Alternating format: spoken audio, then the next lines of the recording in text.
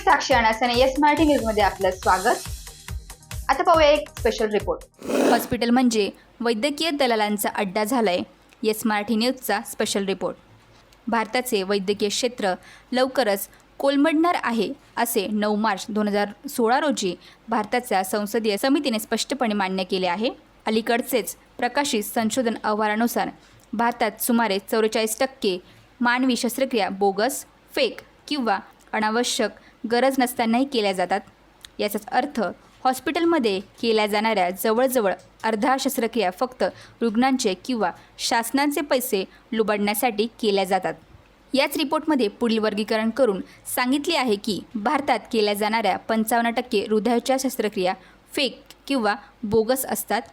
48% हिस्टेरोक्टोमिया, गर्भाशय काढण्याची शस्त्रक्रिया, 47% कॅन्सर सर्जरी, 48% गुडघे प्रत्यारोपण, 45% सिझेरियन कृत्रिम प्रस्तुरी, खांदेरोपण, स्पाइन सर्जरी इत्यादी। महाराष्ट्रातील अनेक नामांकित हॉस्पिटलमध्ये केलेल्या पाहणीमध्ये आढळून आले की मोठ्या हॉस्पिटलमध्ये सिनियर डॉक्टरचे वेतन महिन्याला 1 कोटी रुपयांपर्यंत दिले जाते।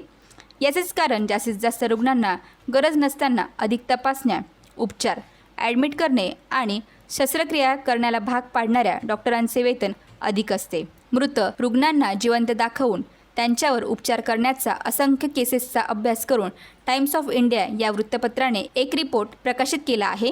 रुग्णांकडून जास्त पैसे उकळण्यासाठी हा अत्यंत घृणित प्रकार आता अनेक ठिकाणी उघडकीस आलेला आहे। एका नामांकित हॉस्पिटलमध्ये 14 वर्षाचा एका मृत युवकाला जिवंत आहे असं सांगून सुमारे 1 महिना व्हेंटिलेटरवर ठेवून उपचार केले आहे। शेवटी मृत घोषित केले। तक्रार केल्यावर हॉस्पिटल दोषी असल्याचे आढळून आले। हॉस्पिटलने तोडगा म्हणून 5 लाख रुपये कुटुंबाला दिले, परंतु 1 महिना कुटुंबियावर जो मानसिक अत्याचार करण्यात आला त्याचे काय?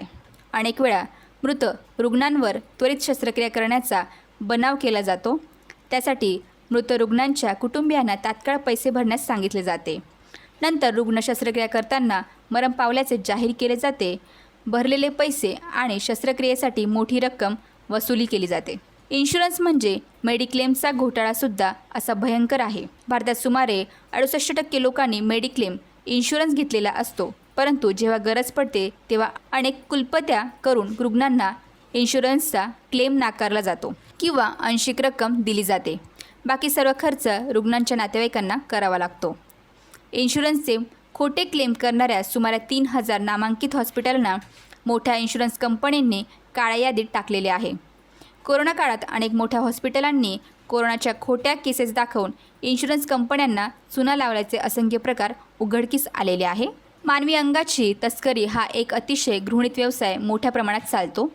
इंडियन एक्सप्रेसने 2019 मध्ये या संबंधित एक हृदयद्रावक घटना समोर आणली आहे। हजारो कोटी रुपयांचा हा धंदा कसा चालतो ते बघा। संगीता कश्यप या कानपूरच्या महिलेला नामांकित कंपनीत नोकरी देण्यासाठी दिल्लीला येण्याची सूचना केली।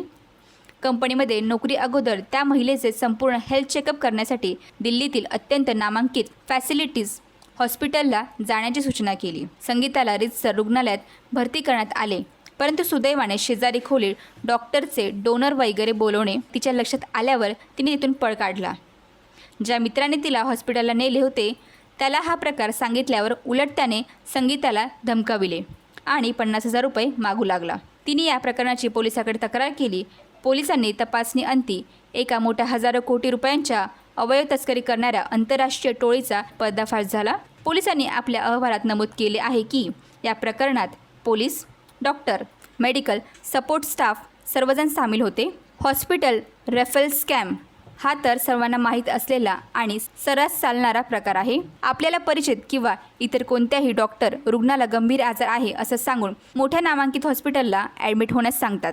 अपोलो, ॲपेक्स इत्यादी अनेक हॉस्पिटलचे रेफरल मेंबर असतात। असे हॉस्पिटल डॉक्टरसाठी रेफरल ट्रेनिंग प्रोग्राम घेतात।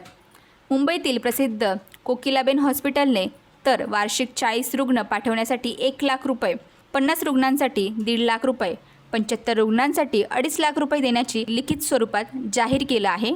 रुग्णांना काही झाले असो अगर नसो, फक्त रुग्ण पाठवण्याची रक्कम डॉक्टरांच्या बँक खात्यात जमा केली जाते। डायलिसिस स्कॅम हा अत्यंत सरळ आणि सोपा कोट्यावधी रुपयांचा लुटीचा प्रकार आहे। बंगळुरू येथील काही नामांकित पॅथॉलॉजी लॅब्सवर इन्कम टॅक्स विभागाच्या धाडीमध्ये अनेक लॅब्सकडे 100 कोटींच्या वर रुपये कॅश आणि 3.5 किलो सोने आढळून आलेले होते. पुढे असे आढळून आले की डॉक्टरांना देण्यासाठी ते ठेवण्यात आले होते. रुग्णांना काही झाले असो किंवा नसो, डॉक्टर त्यांना चेकअपसाठी पाठवितात. तिथून त्यांना 40 ते 50% कमिशन मिळते. जबरदस्ती केल्यास या चेकअपमधील 1 ते 2 तपासण्या करून बाकी सर्व रिपोर्ट हेराफेरी करून दिले जातात.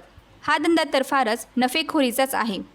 त्यामुळे देशात सुमारे 2 लाखांच्या वर लॅब्स कार्यरत आहे, परंतु यातील फक्त 1000 वर लॅब्स प्रमाणित आहे. असाच एक मोठा स्कॅम फार्मा कंपन्यासुद्धा चालवितात. देशातील 20 ते 25 मोठमोठ्या औषध कंपन्या डॉक्टरांवर 1,000 कोटी रुपये दरवर्षी खर्च करतात. डोलो गोळी विकणाऱ्या कंपनीने डॉक्टरांना 1,000 कोटी रुपये दिल्याचे उदाहरण कोरोना काळात जगजाहीर झालेले आहे. डॉक्टरने आपल्या कंपनीचे औषध लिहावे म्हणून त्यांना लाखो रुपये कॅश, विदेश दौरा, पंचतारांकित हॉटेलमध्ये 5 ते 7 दिवसांचे वास्तव्य इत्यादी. USV लिमिटेड कंपनी तर प्रत्येक डॉक्टरला 3 लाख रुपये कॅश ऑस्ट्रेलिया किंवा अमेरिका ट्रिप देते. हॉस्पिटल आणि फार्मा कंपन्यांचे एक वेगळे स्कॅम आणखी आहेत. अनेक फार्म कंपन्या मोठ्या हॉस्पिटलांना औषधी, सर्जरी साहित्य अत्यंत कमी दरात उपलब्ध करून देतात. त्यावर MRP मात्र प्रचंड असते. इंडियाज टुडेने याचा पुरावा देत सिद्ध केले आहे. एमक्युलर कंपनी आपल्या टेमिक्युलर हे कॅन्सरचे औषध हॉस्पिटलांना 1,950 रुपयांना देते. हॉस्पिटल मात्र रुग्णांकडून या औषधांचे 18,645 रुपये वसूल करतात. यात सर्व हॉस्पिटल्स सामील असतात. Medical council of India he doctor आणि हॉस्पिटल्सवर नियंत्रण ठेवणारी देशाची सर्वोच्च संस्था आहे. 2016 केंद्र सरकारने या संस्थेच्या कार्यप्रणालीची चौकशी करण्यासाठी एक समिती नियुक्त केली.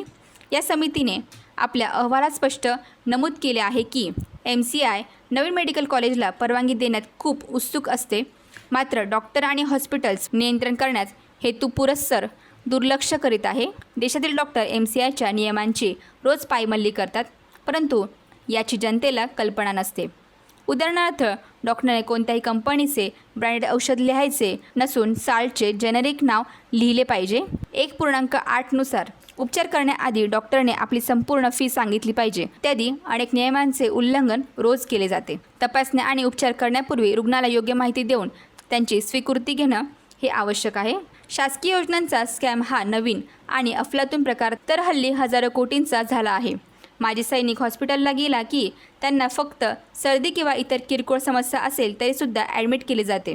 त्यांच्या नकळत एखादी सरकारी योजनेत बसवले जाते. रुग्णांना नको ते उपचार करण्याचा देखावा केला जातो. 7 ते 8 दिवसात सुट्टी दिली जाते. तोपर्यंत त्यांचे लाखोंचे बिल सरकारी योजनेतून भ्रष्ट अधिकाऱ्यांच्या कृपेने डॉक्टरांच्या खात्यात जमा झालेले असते. अर्थातच खोट्या चेकअप आणि तपासण्यांचा उपचारांचा कागदोपत्री आधार याला द्यावा लागतो. येस मराठीसाठी संपादकीय. अशाच प्रकारच्या ताज्या घडामोडींसाठी Yes Marathi news YouTube channel share करा, सबस्क्राईब करा, लाईक करा आणि पाहत राहा येस मराठी न्यूज.